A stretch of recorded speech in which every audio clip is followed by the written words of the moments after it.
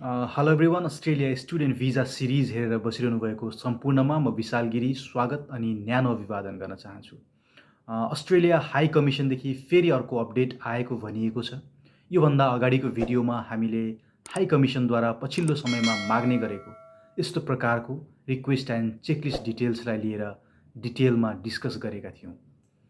त्यसपछि आएको भनिएको यो अपडेट नयाँ अप्लाई गर्ने स्टुडेन्टहरूको लागि नभएर जो स्टुडेन्टहरूलाई यी एडिसनल डकुमेन्टहरू मागिएको छ उनीहरूको लागि हो।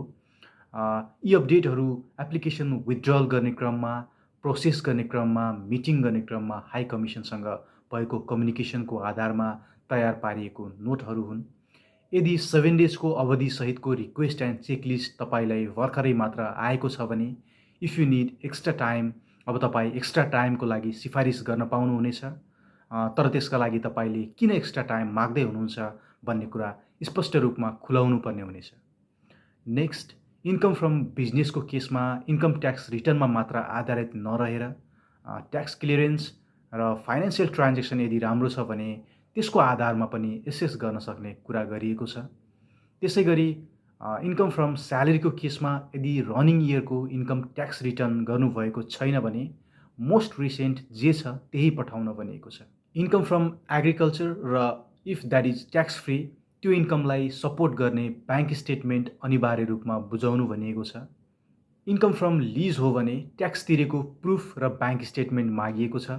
इन्कम फ्रम एग्रिकल्चर र if that is tax free, त्यो इन्कमलाई सपोर्ट गर्ने ब्याङ्क स्टेटमेन्ट अनिवार्य रूपमा बुझाउनु भनिएको छ। इन्कम फ्रम लिज हो भने ट्याक्स तिरेको प्रुफ र ब्याङ्क स्टेटमेन्ट मागिएको छ। साथै लिजदेखि आउने इन्कम क्यासमा बुझ्ने गरेको भए त्यो इन्कम रिफ्लेक्ट हुने ट्रान्ज्याक्सन हिस्ट्री सहितको स्टेटमेन्ट मागिएको छ।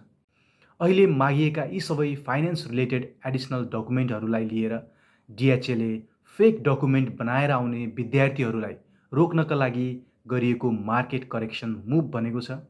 साथै जो विद्यार्थीहरू जेन्युन इन्टेन्सन लिएर पढ्न आउन चाहनुहुन्छ, फाइनेन्सियल क्यापासिटी छ, उनीहरूलाई अस्ट्रेलियाले सधैँ स्वागत गर्ने कुरा पनि जानकारी गराइएको छ। अब आउँदो दिनहरूमा डिएचए अनि एआइएसदेखि कस्तो निर्णय आउँछ, I will update once I get any information. Till then, stay tuned, keep watching. Best wishes, best of luck.